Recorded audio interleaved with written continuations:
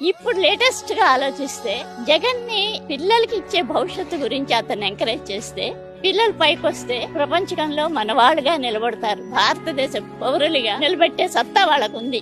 ఈ కాలం పిల్లలకి అతను ఇచ్చే ఎడ్యుకేషన్ ఫీడింగ్ కి పిల్లల వరకు ఆలోచిద్దాం, పెద్దవాళ్ళు అనవసరం. పిల్లలకి కట్టుకునే బట్టల దగ్గర నుంచి, పుస్తకాల దగ్గర నుంచి, ఫీజుల దగ్గర నుంచి తల్లి తండ్రి కష్టపడకుండా పిల్లల చదువు కోసం A to Z పిల్లల్ని ఎంకరేజ్ చేస్తున్నాడు. That's all. వాళ్ళు పైకి వస్తే వాళ్ళు నిర్ణయించుకోగలరు. చదువు నేర్పిన విజ్ఞానంతో ఆ పిల్లలు ఎక్కడికైనా ఐక్యరాజ్య సమితికి వెళ్ళి కూడా మాట్లాడి మన గురించి, మన దేశం గురించి చెప్పే సత్తువ వాళ్ళకి కలిగిస్తున్నాడు.